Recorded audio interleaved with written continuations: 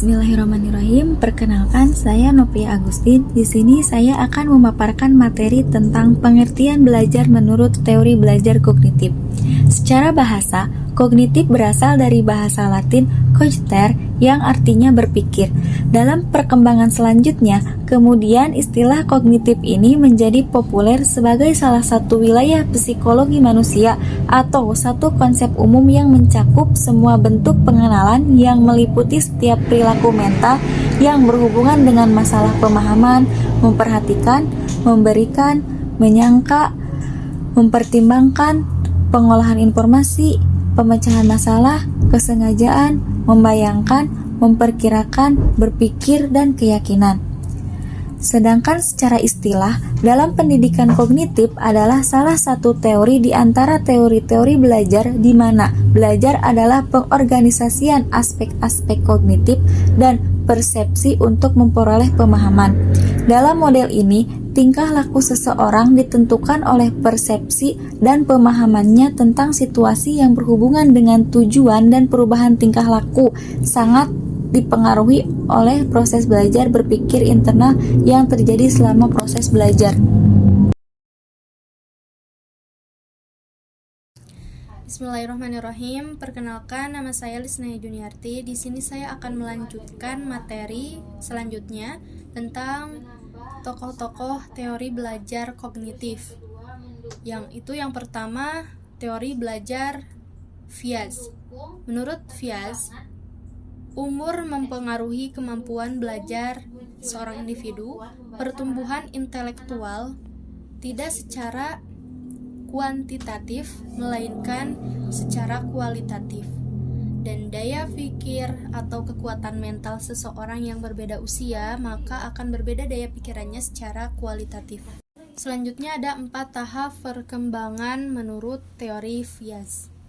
Yang pertama, tahap sensori motorik sekitar umur 0-2 tahun.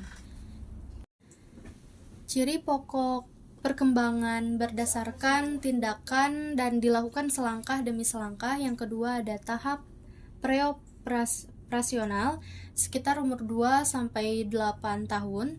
Ciri pokok perkembangan pada tahap ini adalah penggunaan simbol atau tanda bahasa dan mulai berkembangnya konsep-konsep intuitif. Lalu yang ketiga yaitu tahap operasional konkret sekitar umur 7-12 tahun. Ciri pokok perkembangan pada tahap ini adalah sudah mulai menggunakan aturan-aturan yang jelas dan secara logis dan ditandai adanya reversible dan kekekalan. Dan yang keempat yaitu tahap operasional formal sekitar umur 11-18 tahun. Ciri pokok perkembangan pada tahap ini adalah anak sudah mampu berpikir abstrak dan logis dengan menggunakan pola pikir seperti kemungkinan. Selanjutnya ada teori belajar Brunner, kemandirian dan keaktifan mahasiswa untuk belajar. Menurut Brunner itu sendiri, pembelajaran hendaknya dapat menciptakan situasi agar mahasiswa dapat belajar dari diri sendiri melalui pengalaman dan eksperimen untuk menemukan pengetahuan dan kemampuan baru yang khas baginya. Dari sudut pandang psikologi kognitif, bahwa cara yang dipandang efektif untuk meningkatkan kualitas output pendidikan adalah pengembangan program-program pembelajaran yang dapat mengoptimalkan keterlibatan mental intelektual pembelajaran pada setiap jenjang belajar. Dan yang terakhir yaitu teori belajar Ausubel. Menurut Ausubel, belajar seharusnya merupakan asimilasi yang bermakna bagi siswa. Materi yang dipelajari diasimilasikan dan dihubungkan dengan pengetahuan yang telah dimiliki siswa dalam bentuk struktur kognitif.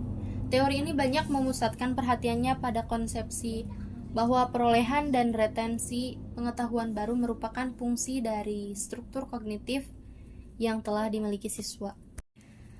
Proses belajar akan berjalan dengan baik jika materi pelajaran atau informasi baru beradaptasi dengan struktur kognitif yang telah dimiliki seseorang. Dan selanjutnya beberapa prinsip teori belajar Ausubel. Proses belajar akan terjadi jika seseorang mampu mengasimilasikan pengetahuan yang telah dimilikinya dengan pengetahuan baru. Proses belajar akan terjadi melalui tahap-tahap memperhatikan stimulus, memahami makna stimulus, menyimpan dan menggunakan informasi yang sudah dipahami. Siswa lebih ditekankan untuk berpikir secara deduktif atau konsep advanced organizer. Perkenalkan, nama saya Teddy Andriansyah. Di sini saya akan meneruskan pembahasan tentang prinsip-prinsip belajar menurut teori belajar kognitif. Teori belajar kognitif menjelaskan belajar dengan memfokuskan pada perubahan proses mental dan struktur yang terjadi sebagai hasil dari upaya yang memahami dunia. Teori belajar kognitif yang digunakan untuk menjelaskan tugas-tugas yang sederhana seperti mengingat nomor telepon dan kompleks seperti pemecahan masalah yang tidak jelas. Teori belajar kognitif didasarkan pada 4 prinsip dasar, yaitu diantaranya yang pertama, pembelajar aktif dalam upaya untuk memahami pengalaman. Yang kedua, pemahaman bahwa belajar mengembangkan tergantung pada apa yang telah mereka ketahui. Dan yang ketiga, belajar membangun pemahaman daripada catatan. Yang keempat, belajar adalah perubahan dalam struktur mental seseorang. Terus, aplikasi teori belajar kognitif dalam kegiatan pembelajaran. Kegiatan pembelajaran yang berpijak pada teori belajar kognitif ini sudah banyak digunakan dalam merumuskan tujuan pembelajaran, mengembangkan strategi dan tujuan pembelajaran. Tidak lagi mekanistik sebagaimana yang dilakukan dalam pendekatan behavioristik. Kebebasan dan keterlibatan siswa secara aktif dalam proses pembelajaran amat diperhitungkan agar belajar lebih bermakna bagi siswa. Piaget's theory argues that we have to conquer 4 stages of cognitive development. First, the sensory motor stage. Second, the pre-operational stage. Third, the concrete operational stage. And fourth, the formal operational stage. Only once we have gone through all the stages, at what age can vary, we are able to reach full human intelligence. 1. The sensory motor stage, ages birth to 2. In the sensory motor stage, we develop through experiences and movement our 5 senses. Our brain wants to see, hear, smell, taste and touch as much as possible. First, we start with simple reflexes, and soon after we develop our first habits. From 4 months old, we become aware of things beyond our own body, and then as we get older, we learn to do things intentionally. A key milestone is the development of working memory, or in Piaget terms, our realization of object permanence. Before that, our mum can show and then hide a teddy, and we would think it's gone.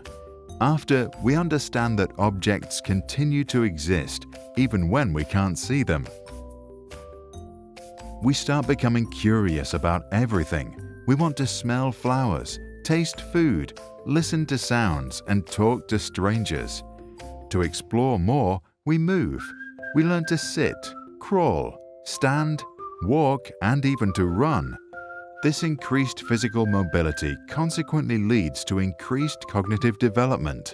But we remain egocentric, meaning we can perceive the world only from our own point of view. 2.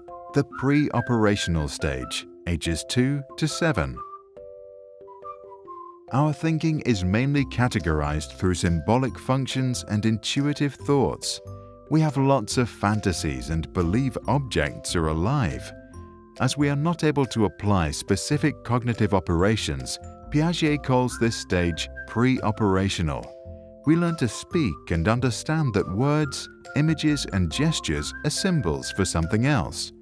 When we draw our family, we are not concerned about drawing each person to scale, but rather with their symbolic meanings. We love to play pretend, which allows us to experience something new and learn a lot. At around age 4, most of us become very curious and ask many questions. We want to know everything. We can call it the birth of primitive reasoning. Piaget calls it the intuitive age, because while we realize that we have a vast amount of knowledge, we have no idea how we acquired it. Our thinking in this stage is still pretty egocentric. We think others see the world like we do and still don't understand that they see it differently. 3. The concrete operational stage, ages 7 to 11.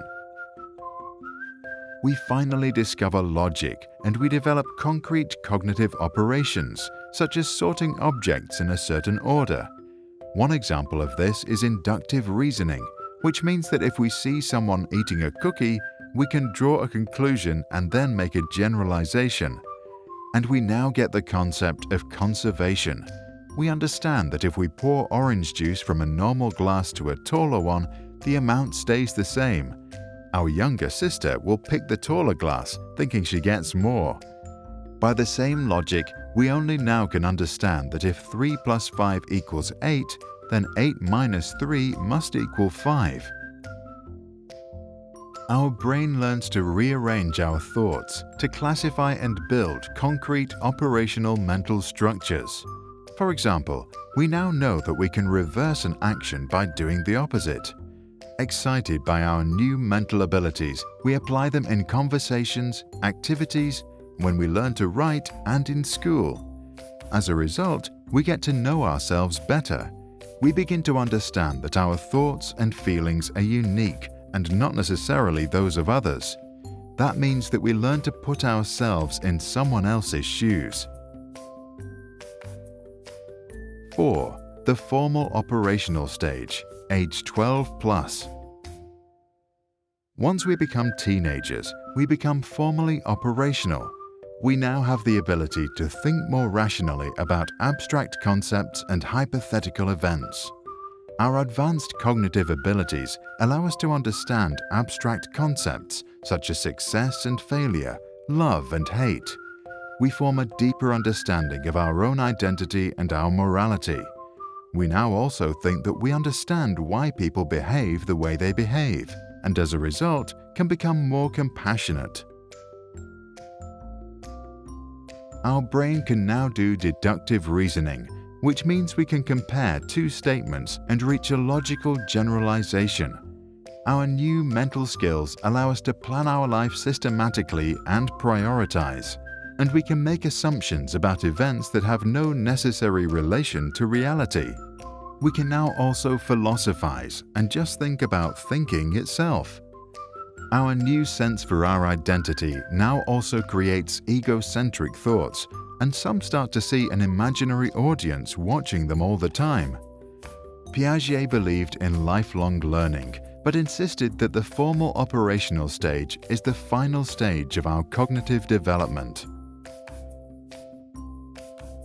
Jean Piaget's first interests were animals, and he published his first scientific paper on albino sparrows in 1907 when he was just 11 years old. In 1920, he began working with standardized intelligence tests. He realized that younger children consistently make types of mistakes that older children do not. He concluded that they must think differently and spent the rest of his life studying the intellectual development of children.